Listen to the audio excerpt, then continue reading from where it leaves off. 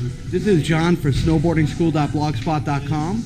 I'm here at Silver Star Mountain in British Columbia, Canada, and I'm here with Callan. He's one of the technicians here at the rental shop, and he's going to go over today a little bit about stance from a beginner to advanced and what kind of stance you should be using for your riding. Hey guys, so for beginners, what we usually set up for an LTR board is 12-12 in the front and 12 in the back, just so that way if people are unsure of which way they like to ride, that being regular or goofy, they can then ride the board both ways. So going from that, then you get onto the more advanced techniques and advanced stances. So some people like to ride 15-15, that's more of like an aggressive switch riding as well, so more past people ride that. Other ones is 15 in the front, 15 in the front, so I'll just switch that around for you. So this is 12 at the moment, more angle to the front, that's 15 there. What that means is that they have a wider foot in the front so that they can actually get more flotation out of the top of the board. And then you have 12 in the back or down to 9. So we can move this down to 9 for you. Move that down to 9, and as you can see, it's much more straighter, gives you more control over the back of the board, so that way you can actually turn it and get it all nice and even. Pretty much most of the stances for snowboarding is all personal preference, but there are certain stances that are for more powder riding, especially when you've got a more advanced board. You can set the bindings back so that you have more flotation in the tip of the tail when you're riding powder. Okay. And that's pretty much all the stance. So when you're talking about setting it back, do you have a board you can show us on? Yeah, absolutely. I can show you the set back board.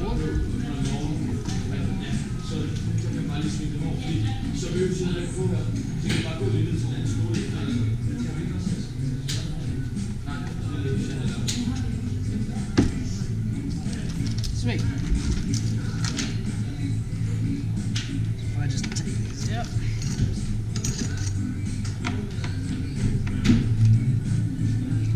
And when would be an instant you would ride a 0 on the back foot? 0 on the back foot is usually for powder, so that way you've got more control and more angulation of where you can actually put the back heel of the board, so that way when you're turning it's much easier that way. Mainly 0 on the back is it's an uncommon stance, but people do still ride it. What's a way to determine, besides just leaving it 12 and 12, or what a person's dominant foot might be?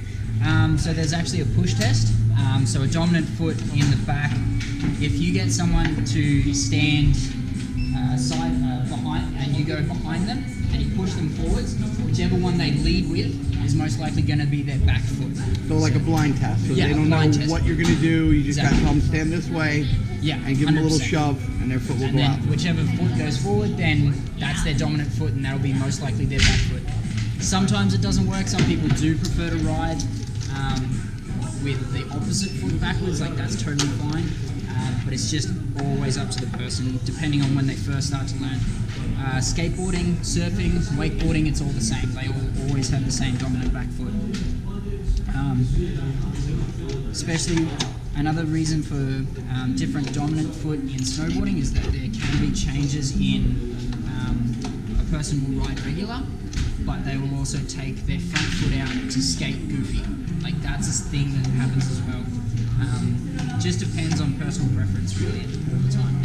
So what I mean by setting the bindings back, say this is the front of the board up this end. So this is the front of the board, and that's centered right now. If we set these back further to the back set of holes on the board, you can see that there is more gap and there is more nose than tail. That's when you're riding powder. So if I set this up,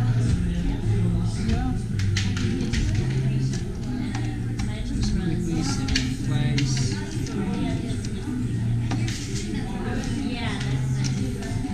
So setting it back is more or less going to be allowing you to flow through the powder a little more easier, keeping the nose up. Keeping the nose up so you're not going to get any diving or sinking in the board. That's totally fine as well. And then once this is all set up, then you're pretty much set for powder and like all that kind of stuff when you're floating over the crud. Other than that, there is narrower and wider stances depending on how stocky the person is. Some people prefer to ride like a wider stance. So say if I leave that one as is, and I set this one right to the front. That's still an even stance. But it's far front and far back. Yeah. So it's still easy to dependent, and it gives a bit more control over the board as well. It just depends on how stocky the person is. Say for So me, if like a person my size, I'm pretty big, would it be better to open wider? Again, personal preference, but you will probably find it more comfortable to sit a little bit further apart than the reference point, right? Okay. So And a taller person, somebody taller would probably spread out further? Absolutely, because their natural stance would be a little bit wider than someone, say, I don't know, Lisa's size. Okay. Right? So it's going to be dependent on the person's weight, sizing, all that kind of stuff, how tall they are. So if I was, me personally, again, personal preference comes into it. I ride quite a narrow stance, so I'll ride fairly solid so that I can actually get my body to turn as a natural motion rather than having it out wide and then trying to spin that way. So that's again personal preference, and then stance is pretty much covered then. Excellent. Yeah, so that's good. And where do you come from? I'm from Australia. So Awesome. So how often do you come up here? Second year, first year? This is my second year, and I've been at Silverstar for the entire time. Oh, awesome. All right. Been here, did the mountain biking thing. Here for my second season. So you're here year round pretty much with the mountain I biking. was, and then now I'm going to Fino after this to go surfing. So what about your family? They missing you or what? Nah, they told me not to come home. Nice talking to you, That's Kyle. right. Good to see you. GoPro, stop recording.